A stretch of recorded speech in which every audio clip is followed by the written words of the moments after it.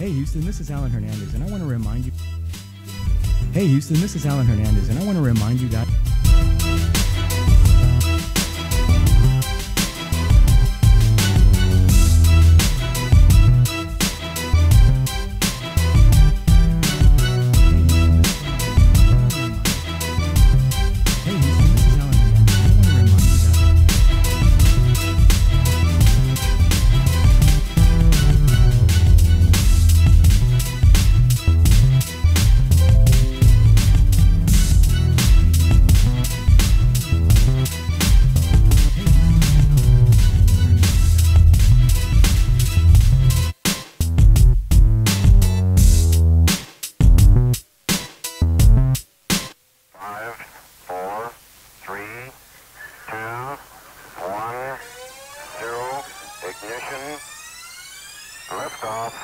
Coming to you live from the White Picket Studios in Houston, Texas, this is the Realty Ruckus. If you are in any way, shape, or form involved in the real estate industry, this is the show for you. And now, your host, Alan Hernandez. What's up, everyone? Great to have you here on today's show. Alan Hernandez is not with us today, so you get a very special episode with myself, David, and we've got a special guest today on the show, Manuel Mata. That's right. I feel like the substitute teacher today. Welcome, Manuel. You get to be like the substitute teacher. You get to work with all of our students out there, everyone who's listening. We're so glad to have you on the show. We've got a lot of good things to talk about today, so just because Alan's not here doesn't mean that we don't have good information. This is what we call a nerd special episode. This is when we talk about all the things that Alan doesn't let us talk about. But I actually have a rant that is really interesting. David was bringing it up. We're going to talk about something else. And then... we're going to change it up. But David had a really good rant. So apparently, you know how there's the WeWork. Mm-hmm. And it's like co-working spaces. So you walk in and there's some private areas that you can rent for a little bit more. And there's semi-private you rent for a little bit less. And then there's just tables set out that you can use for a small monthly fee. Yeah, very modern. Yeah, it's the craze right now, right? That's right. Well, apparently there is this thing called We Live. Yes. Where it's like a WeWork community. But you go in and it's kind of, I guess it's like an apartment complex. How does it work, David? It's like a dormitory for adults. A dorm for adults. Yeah. And are you allowed to have kids there? That I really don't know, but I was kind of looking into it. I was looking into WeWork, their space, and I saw because I was reading a lot of articles about how they are highly valued as a company, even though in comparison to other co-work spaces, they don't have as much space. Yeah. And it's just really these ideas and their culture that they're pushing, and so part of that culture is the sense of community through their We Live, and it's basically a dorm set up for adults with huge common areas like chef-style kitchens, free coffee, free infused flavored water, like laundromats, arcades on site. So it's like literally a freaking dorm room for adults. And you can rent out a room and it's completely fully furnished, has Wi-Fi. So you can show up with just your luggage. Just the clothes. Wow. And that's very interesting because it kind of fits into what we're now dealing with, where you can go in there for a few months and then you just move into another space. Yeah, exactly. And that's pretty cool because you're flexible now. Yeah. Now you're not tied to like a 12-month lease, or does it work that way? I think it's month to month. Month to month. Yeah. So you can go in there, and I'm guessing it's inexpensive, relatively. Well, if you look at just the prices and compare it to rent, it looks relatively expensive. But you got to think it comes with the furnishings, Wi-Fi, cable, TV, everything already set up, a small workspace in your room. And amenities, great amenities on site. So it looks pretty expensive, but you literally have to worry about nothing except the clothes on your back. Wow, man. I don't know how I personally, I like being around a bunch of people. Heck, I wouldn't mind if I've got my own little room, and obviously I would want my kid to have their own space. So I'd need a little bit extra space. Yeah. So I'd probably have like one of the private areas, not exactly the dorm room or hostel type setup, which I'm sure that they've got some of that too, just bunk beds in a room. I don't think so. No? Okay, They're so single. this is all little private single rooms. This is very much for like professional people, like that's pretty freelancers, cool. startup people. 24 to like 30 millennials. It's basically attracting millennial. I got to say, when I first graduated college and I came back to Houston, I had to live with my mom. Mm-hmm. Even though I had a job, I couldn't find anything that was affordable before I got my job started. You know, you don't get a paycheck before you start. So I was like, okay, well, I gotta wait it out a little bit. I gotta go back and live with the rents. And that was a pain in the butt. I would have loved living in something like that. Exactly. Furniture's already there. I don't have to worry about it. Yeah, you can test out the neighborhood. You'd be like, okay, I may like this neighborhood. I may go into another part of town. It's a really good way to be flexible and have the freedom to move around in a couple of months.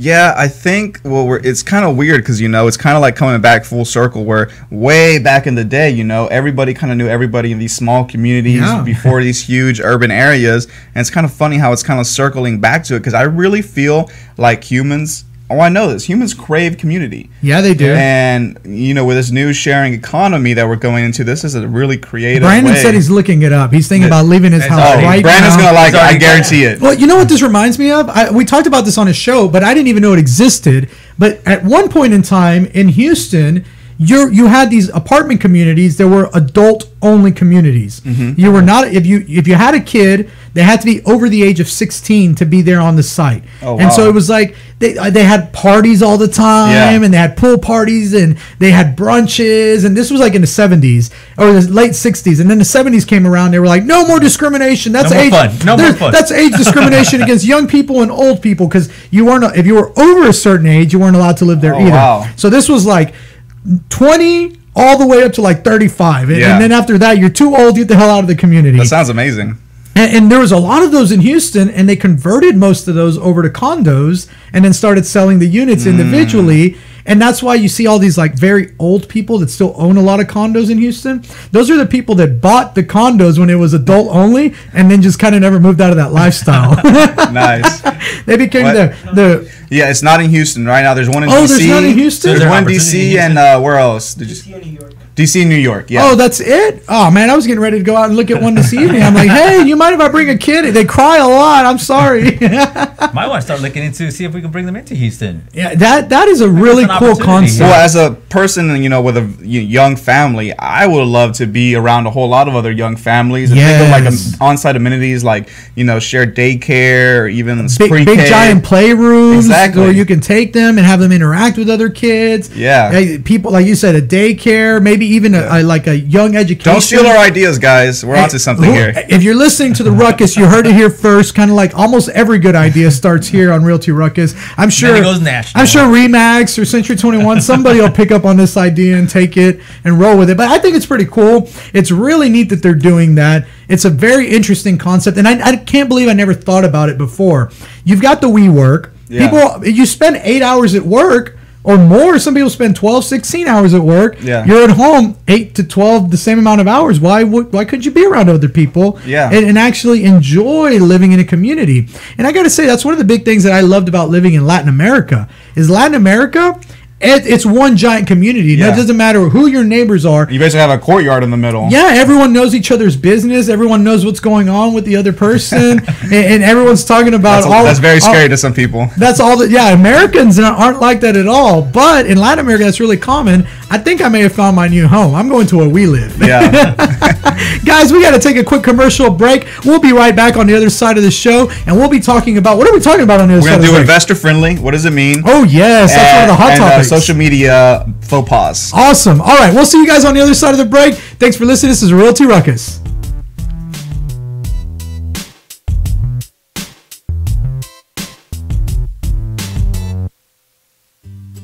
Hey Houston, this is Alan Hernandez, and I want to remind you guys to visit our friends over at Quest IRA to learn everything there is to learn about investing with your IRA. Now, if you haven't been over there recently, you have to check them out. They have free educational classes, networking opportunities, the ability to tap into $1 billion for your real estate investing deals. These are the guys to know when it comes to learning about this kind of stuff. You want to make sure you visit them and check them out over at www.questira.com. Again, that's questira.com. Stop searching and start staying in the know with our Houston Real Estate Events page on Facebook. Follow us by searching at Houston Real Estate Events to stay up to date on the latest events for real estate in the Houston area. If you are interested in having your event on our page, please email me at david@whitepicketrealty.com. Again, that's david@whitepicketrealty.com. Non-paid events only. One more time, find us on Facebook at Houston Real Estate Events, and we'll see y'all at the next one. Hey Hey guys, Alan here. Are you a home investor in need of house plans and permit expediting services? If so, Houston Plans and Permits is your local one-stop shop. They have over 15 years of professional design experience and have a strong team of knowledgeable permitting expediters to service all of your projects. Please contact them by calling them at 281-372-1555. Again, 281-372-1555. Or visit them at their website, plansandpermits.com. Again, that's www.plansandpermits.com.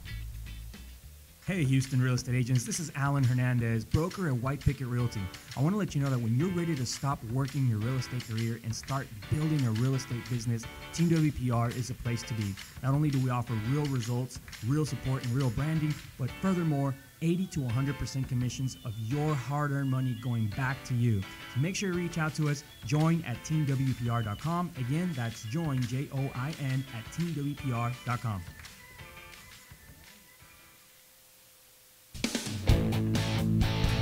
And we are back on Realty Ruckus. Remember that you can find us live on Facebook and YouTube, where if you chat with us live during the show, we can answer your questions live on the air. Now, we have a question running here, and I want to know from our people listening out there, would you live in a We Live community or not? And now, I have kids, and me and David were talking about it. We're like, it would be so cool to live in another community with other young adults who have young kids that are all growing up together, and they get to play, and they get to be in the daycare, and then maybe we can have mimosa nights and wine nights and all sorts of other. Now you want to come live with us? Now you want to be part of the We Live. Well, I'm sorry, you may be past the age limit for our We Live. Burn. That's what we do to our guest hosts. I know. We burn them. We burn the hell out of them. I know what you were getting into. Yeah. They just wrangled me in. I'm like, what? No, that was just a joke. You do have older kids, though, and our kids are a little bit younger. That's the only difference. But it would still be cool to have that community. I mean, older kids, there's no difference between a little bit older kid and a younger kid. Once they hit a certain age, shoot them off to the dormitory offshoot. To the dorm. Go down to the dorms over there. That's for the younger kid or older kids. All right. I got to jump into, it's a buzzword lately. It's been all over the freaking internet. It's been like breaking every investor forum and group, and even realtor groups, and then I found some like handyman groups and stuff, and the words are investor friendly. Everyone out there wants someone who's investor friendly. And so what I want to go over today is, what the heck does investor friendly even mean? What is the expectation of the person asking for investor friendly? And is there even a point of saying investor friendly, or is there a better term that we can use that's going to signify what it really should mean? So what does investor friendly mean to you guys? Manuel, what does it mean to you? I'm looking for a discount. I'm looking for a discount. I say, hey, I need some work done. Who's investor friendly that can give me a discount on the work done? Yes. So to you guys, it just means discount. No.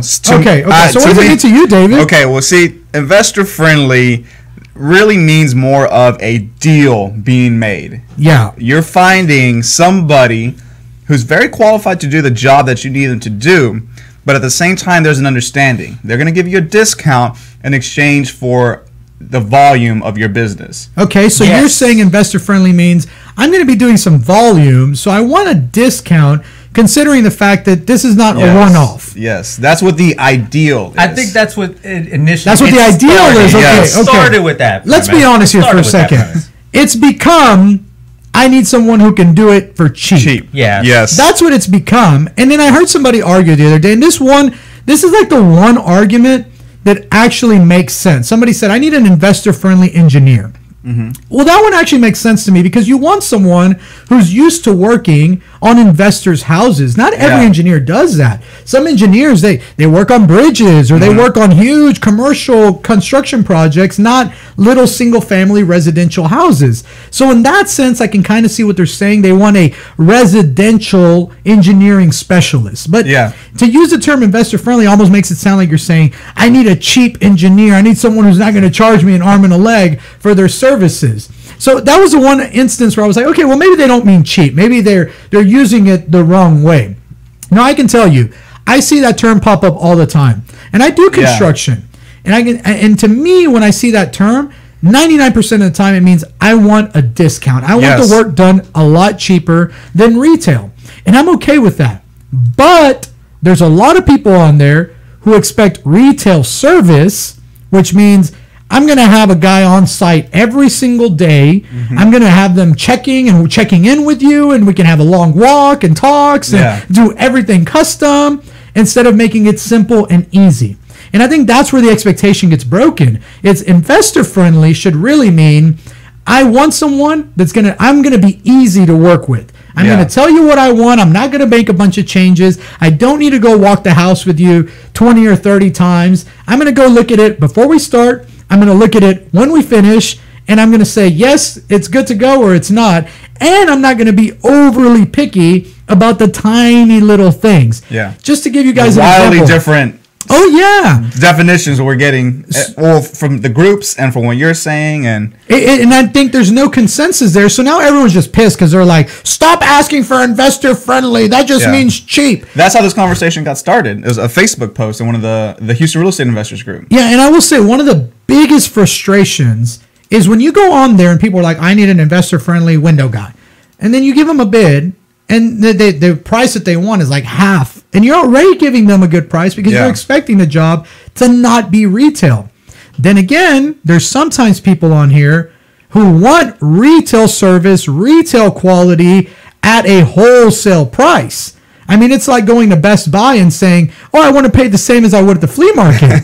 and if you're going to Best Buy, it's because you want the service of Best Buy. You want to know that you've got that return policy in place with Best Buy, and it's going to be a little bit different than going to your local flea market or even the Plaza Americas to go shopping for that service. What you got over there, David? Here's another. So, from this post, this whole thing came up. One of the guys that commented on it. So one contractor initially was upset, and he said, hey, let's be honest. Every time you guys ask me for investor friendly, that just means you want it cheap, so your bottom line's higher. Yeah. And, so he went on his rant, and then this other comment, he said, this guy's a completely different definition. He says, I think you're confused, sir. Investor friendly, at least in my circle of friends, typically means direct work. No GC middleman that takes a percentage for scheduling work. Most investors can do that on their own. It typically means tradesmen that have lower overhead. And I think that that's wrong because there's investor-friendly GCs. I consider myself an investor-friendly GC. I like working with investors because we walk the property once per week. They're not they're not calling me every 5 minutes freaking out. Oh my God, where's your plumber at? Where's your electrician at? They know what you're going to get. They know. And there's other companies like Fast Track Remodeling that I would consider an investor-friendly remodeling company. There's also Bangit Services. That's another investor-friendly remodeling company. So to me, it means not retail. But you have to understand that by not retail, it also means the quality, not the quality. The quality still can be high. The level of the service will have to be discounted some. Yeah. You won't be able to give that same retail service hey, I'm going to answer all your phone calls. I'm going to make all the changes that you want at every given moment. Right. And because when you do that in retail, you have to charge change orders. And guess what? Investors hate paying change orders. They don't like that. Changes the timeline. Now you're spending more time out there. Exactly. And investors, I think that's the other thing. Investors want it really quickly. Retail wants it quickly too, but they're willing to accept that it may take a little bit longer to be done exactly how they want it. That's right. And I'll tell you one thing. I worked with a guy one time who said that they needed an investor-friendly tile installer. Mm-hmm. So I was like, great. We went out there, we measured, gave him the price, and I gave him the investor price. And I said, hey, look, man, this is going to be an investor job, so you got to have that expectation. This is not retail. And he was like, oh, okay, yeah, that's cool, that's cool. And then we did the job, and when we went back out there to do the walkthrough, job looked great. It was beautiful. This guy pulled out a marble, and he started tossing the marble up and down against the tile. And if it sounded a little hollow in certain areas, it was like, this one is hollow, take it up. This one is a little hollow, take it up. And I'm going, this guy can't be serious. Wow. Like, this is way beyond retail. If I had known that he's going to sit there with a marble and tap on every single time, it wasn't even like it was like no thin set. No, it had a slightly different twang to it. And he was like, I want this one up, this. And we wound up having to redo 3/4 of the floor. And I'm going, wow, I'm going to actually wind up losing money now because I got to do the work basically twice. Plus, I got to rip things out of here. And that's where I think the problem is if you ask for investor friendly, you have to know the level of service is going to be different, and the work is going to be done wholesale. So it's like when you go buy wholesale furniture, it may not be the same as going to the custom furniture store in River Oaks, where they're going to do your furniture to perfection. To complete perfection, where you can go through it with a fine-tooth comb. There may be small, tiny, unnoticeable imperfections in the work, but it's still a high quality job. It's just not to that next level of custom. And we all know that the quality can have a wide spread on it. You can still have good quality, but it'd be a difference between good, better, and best. And best is always going to be more expensive, and there's a price difference for that. But don't ask for investor friendly and then expect that best level. Would you not agree with me? Yeah, absolutely. Yeah, I mean, without a doubt. Yeah, and people have to have that expectation up front before they start asking for investor friendly, and not go into, hey, I need all these little changes, and the timeline changes, and now they're upset because the timeline has changed. Yeah, right? They blame it on you. Yeah. And guess who? Oh, that's one of the biggest frustrations is when people say, oh, I want this change, this change, this change. And you go, okay, well, here's what it's going to, why is it costing me differently? Because it's different than what was quoted. It's a different order now. So, and you're adding 3 weeks worth of time to what? What do you mean this is going to add? And it's like, well, you do realize I've got to go backwards now. Yeah. The funniest thing is with retail, you walk the house before you do like drywall, for example. And then inevitably, always afterwards, they want to move light fixtures. And you're like, hey, you know that's going to make us cut out a bunch of drywall. I'm going to have to charge you for that. I'm going to have to charge you. And then the extra time it's going to take us. No, it shouldn't take extra time. You ask for a bunch of changes after the fact. So investor friendly, does it have a place?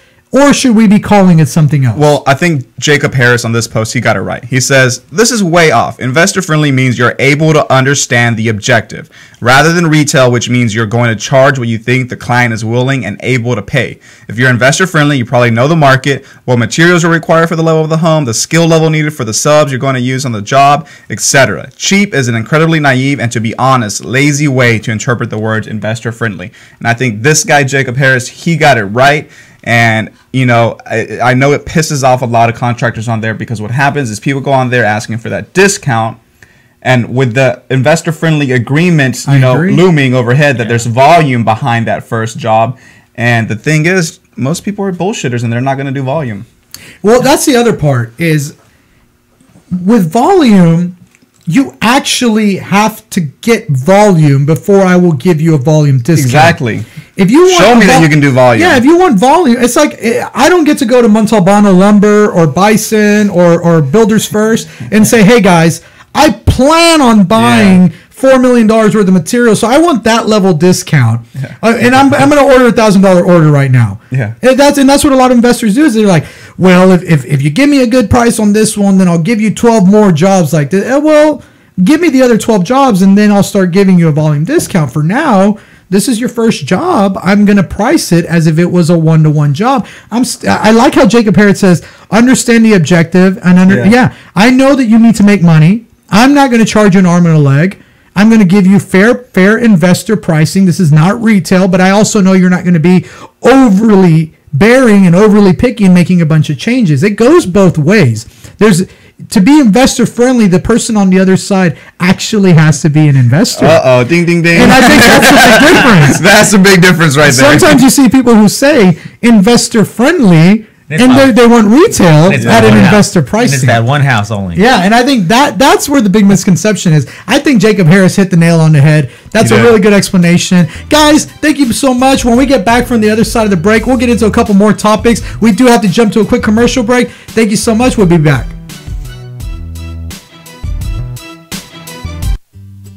Hey Houston, this is Alan Hernandez, and I want to remind you guys to visit our friends over at Quest IRA to learn everything there is to learn about investing with your IRA.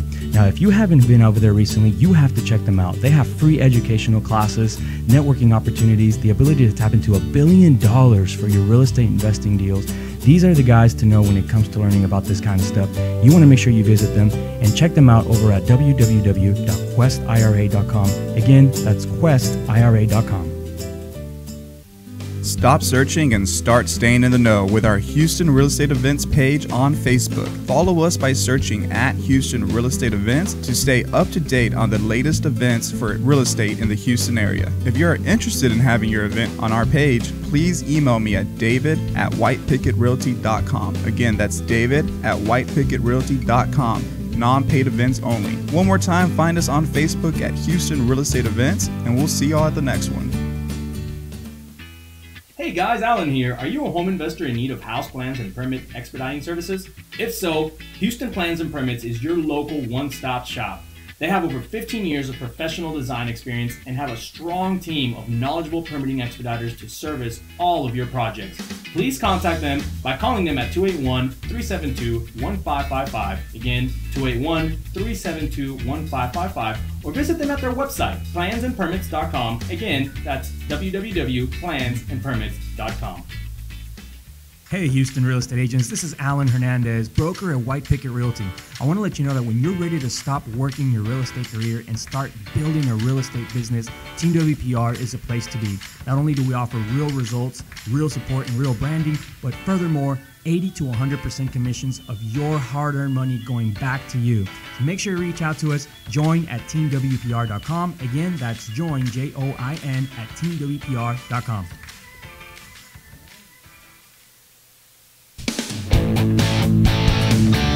And we are back on Realty Ruckus. Remember that you can find us live on Facebook and YouTube, where if you chat with us live during the show, we can answer your questions live on the air. Now, we've had some really good conversation today. We've talked about being in a we live space, kind of like a WeWork, but for your everyday life. You go there and you live around other people and you share common areas, and it's a pretty awesome place to live. I would like it. Some people wouldn't. Now, the other thing that we talked about, we got into investor friendly. Yeah. And we dissected that word, and we found out what it should it mean, and how are some people using it. Probably shamed a few people out there. And some people out there are probably thinking I'm an a-hole and I don't get it. And that's okay. I'm okay with that, because that's what it means to me. That's the way that I perceive that word. And I think that we should all get in line on what that word should mean. And now what we want to get into, just really quickly, before, like George Mata is so excited because there's another Mata on the show. He's like, Mata! I was wondering, I was like, huh? That's my real estate primo. We're primos. So we want to get into, before we get into events, talk a little bit about some social media faux pas. That's right. Things that you're doing on social media that you shouldn't be doing, and things that you should start doing now if you're not doing them. Yeah. So I'm actually going to let David and Manuel go through these, because they're much better at social media than I am. I probably commit all of these and more. Well, there's a few I didn't know about on here. I think we can talk about our own. This is an article off of Inman here. I'll drop the link below real quick. And the first one is actually, it actually talks about not having a link to your business page from your personal page in the About section, which I completely overlooked that. No, I think it's very important, especially if you're in the service industry. Yeah. And that's exactly where you need to be. You know, you be out there and make sure that you link where you work and what service you provide. It's extremely important. Yeah, and so, you know, if you want to fix that, you just go to the About section on your Facebook. In the work section, you just link directly to your Facebook profile, your business profile. That's one we missed. I didn't know that one. I should know that. I'm going to go double check, but I'm going to go check before I say. Okay, so this one says, not including a list of real estate services on your business page. I don't think that's really important. No, I have a list of what we do, some of the services I provide. On your business page or on your... On your business page. So I would put at least some service. I think that for buy, sell, invest. Realtor is kind of obvious, but I think if you have a business that's called, like, I don't know, 5-star trucking, you kind of want to know, what does 5-star trucking do? Do they do long haul? Do they do short haul? Do they just do TaskRabbit type thing? So I could see how that would apply if it's ambiguous by your name what it is that you do. That's true. That's true. I guess some people don't know what realtors do sometimes. Buy, sell, invest. This one's actually... They just get paid to do nothing. They get paid to open doors. I'm a door opener. Everybody knows that. So this one actually really does irk me. And it's when you share a link, right? Maybe you're sharing a link for other agents to help them out, or like, 17 tips to sell your home quicker, whatever it might be. Yeah. But people just put the article up and just leave that big old ugly link in the description area. And at least give your opinion of the article, of what you think of it, something like that. Yeah, add some value about it. People don't like to read nowadays.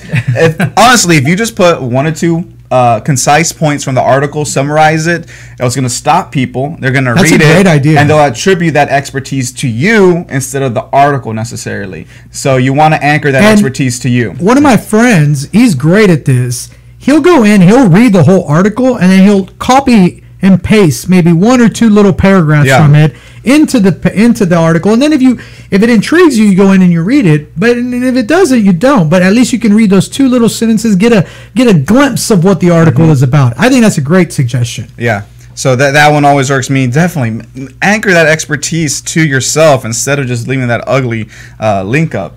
What about you, man? What are some social media faux pas? This is actually one of the other ones. Is just merely posting coming soons and just listings. If you're just posting on your personal page, just business, that kind of gets just beating people over the head with listings. This is what I do. This is what I do. And I'll give you guys a really quick tip on how to know if you're being annoying. Go into your profile. Look how many people are following you. And if you go in there and on a weekly basis and you start seeing that number falling, you're posting too much damn annoying stuff, and you're spamming people, and people don't want to see your stuff anymore. And that actually happened to me. There was a point where I didn't think about personal/business, and I was really business oriented because it's my company. I'm proud of it. Yeah. Right. And next thing I know, I started seeing my followers like dwindle. And I was like, wait a minute.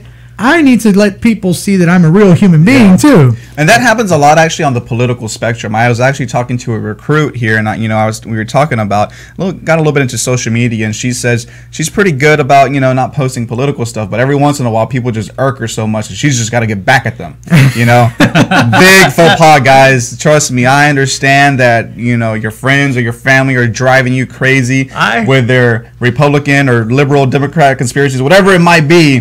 Just don't talk about it. But that's one of the lessons that I had to learn, and I think somebody brought it up, and I said, okay. By somebody, he means me. Yes. And so he brought it up, and the thing is that nobody understands what your situation is, and you're really not going to change anybody's opinion. Absolutely. People say, well, you know what? They're only going to double down on their opinion. Exactly. You're not going to change anybody's opinion on that. So might as well just keep that to a private conversation and off of Facebook. All right.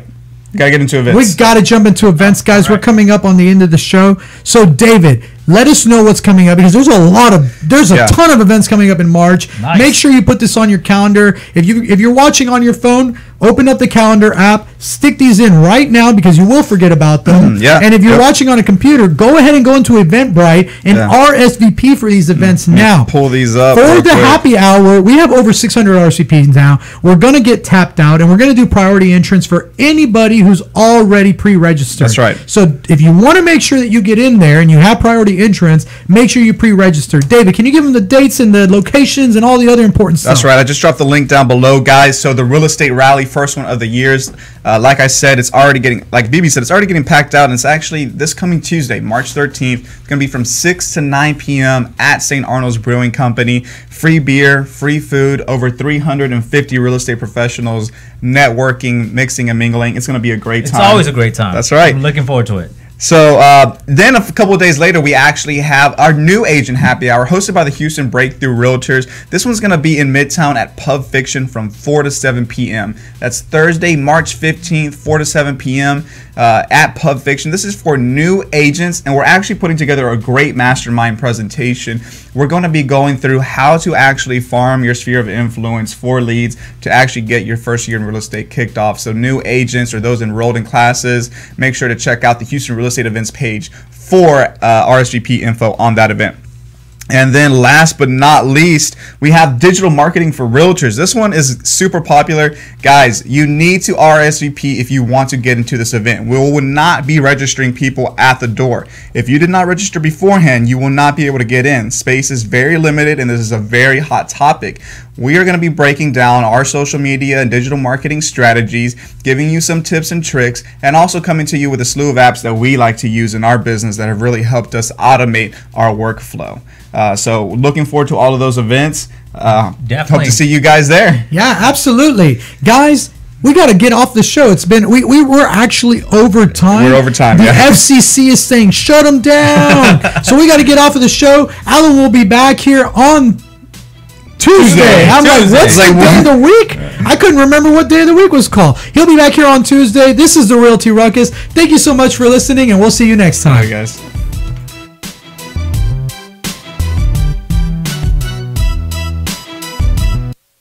This has been the Realty Ruckus. Make sure and join us every Tuesday and Friday for new episodes. Find us on YouTube and Facebook for replays of previous episodes. And as always, keep elevating yourself and keep up your ruckus. Thanks for listening. Realty Ruckus has been brought to you by Smart Pig Media Productions.